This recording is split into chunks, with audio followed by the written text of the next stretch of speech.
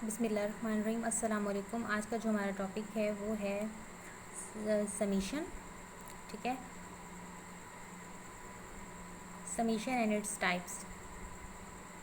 अच्छा, समीशन क्या होता है? जैसे कि नाम से जाहिर है, समीशन का मतलब सम होना, एडअप होना।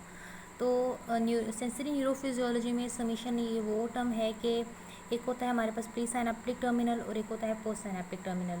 प्री साइनेप्टिक टर्मिनल से सिग्नल ट्रांसमिट होता है पोस्ट साइनेप्टिक टर्मिनल पे। ठीक है, लेकिन वो जो न्यूरोनल जो करंट होता है या जो सिग्नल होता है जो प्री साइनेप्टिक टर्मिनल से आता है पोस्ट साइनेप्टिक पे एक नर्व फाइबर का, वो इनफ नहीं होता है हमारे लिए कि वो पोस्ट साइनेप्टिक मेम्ब्रेन में भी वही चेंजिंग्स ला सके, उसको भी एक्साइट कर सके।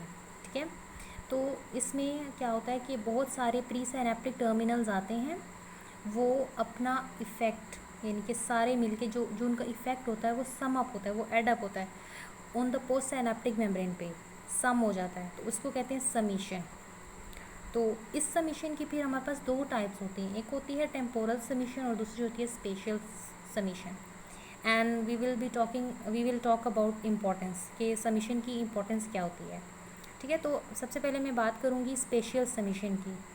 स्पेशियल समीशन एक वो ऐसी टाइप है समीशन की कि इसमें क्या होगा, बहुत सारे न्यूरॉन्स होंगे, बहुत सारे प्री साइनेप्टिक टर्मिनल्स होंगे। देखिए, वो एक ही पोस्ट साइनेप्टिक न्यूरॉन पे आके इकट्ठे हो रहे हैं। ठीक है, एक न्यूरॉन का आया, उसने अपना डिस्चार्ज किया। ठीक है, दूसरे न्यूरॉन ने, तीसरे ने, ये सब साइमल्टेनियसली आ रहे हैं। देखिए, simultaneous stimulation of many pre synaptic terminals, बहुत सारे pre synaptic terminals simultaneously activate हुए हैं, उन सब ने आके पोस्ट साइनेप्टिक पे अपना इफेक्ट शो किया। ठीक है, तो एक्शन पोटेंशियल इनिशियल सेगमेंट में फिर आके जनरेट हुआ, यानी कि पोस्ट साइनेप्टिक मेम्ब्रेन पे इतना excitatory post synaptic potential generate किया है कि वो इतना इनफ हो जाए कि वो थ्रेश होल्ड तक पहुंच जाए। ठीक है, अगर एक टर्मिनल आता है, एक टर्मिनल आके पोस्ट साइनेप्टिक मेम्ब्रेन को स्टिमुलेट करेगा, तो वो उस एक का जो होगा ना, वो कहा गया है गाइडेंस में कि एक का जो होगा हमारे पास पोटेंशियल या जो टर्मिनल का होगा, वो एक्साइटेटरी पोस्ट सिनेप्टिक पोटेंशियल को कितना रेस करेगा, यानी कि 0.5 to 1 मिली वोल्ट, यानी कि रेस्टिंग मेम्ब्रेन पोटेंशियल को -65 से -64 पे लाएगा। हमें चाहिए कितना, -20 मिली वोल्ट्स, -20 मिली वोल्ट्स का एक्साइटेटरी पोस्ट सिनेप्टिक पोटेंशियल चाहिए कि वो -65 से -45 पे आ जाए। तो एक काफ़ी नहीं होता है। तो एक ये तरीका है कि बहुत सारे न्यूरॉन्स आएँ, बहुत सारे प्री सिनेप्टिक टर्मिनल्स आएँ, वो एक ही के ऊपर आके इकट्ठे साइमल्टेनियसली उसको स्टिमुलेट करें। ठीक है, और फिर हेल्प करें कि वो थ्रेशोल्ड तक रीच करें। ठीक है, अभी कह रहे हैं कि जितने ज़्यादा प्री सिनेप्टिक टर्मिनल्स होंगे उतना ही ज़्यादा एक्साइटेटरी पोस्ट सिनेप्टिक पोटेंशियल होगा और उतना ही ईजिली एक्शन पोटेंशियल जनरेट हो जाएगा। ठीक है, तो effect of single excitatory post synaptic potential is 0.5 to 1 millivolt, which I have told you before.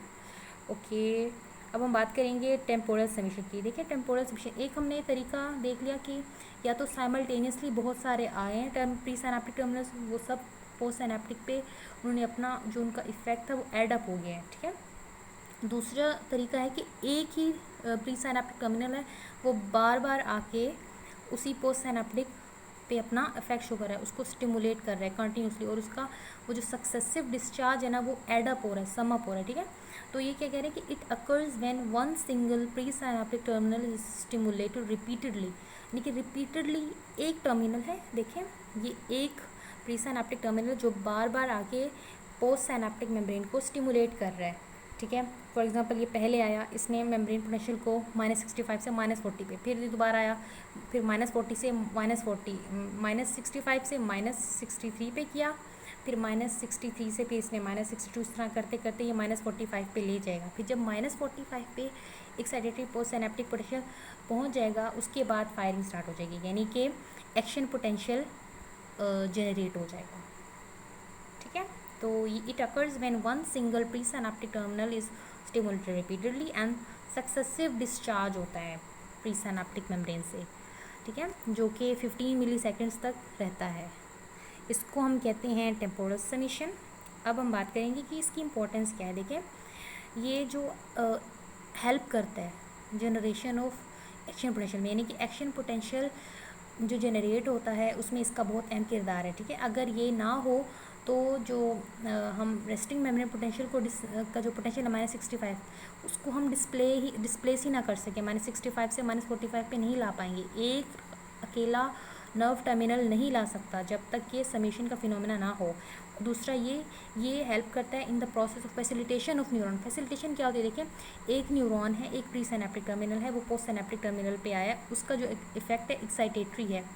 अगर एक और आ गया बंदा, उसने उसका काम कर दिया, ठीक है, यानी कि उसको फैसिलिटेट कर दिया, उसकी हेल्प कर दी। एक और अगर प्री सिनेप्टिक एक्साइटेटरी टर्मिनल आ गया तो उसने उसको उसकी भी हेल्प कर दी, मतलब ऐड हो गए, दो दो बंदे मिल गए। तो इसका मतलब ये है कि उसने फैसिलिटेट किया है। तो ये होता है फैसिलिटेशन का प्रोसेस।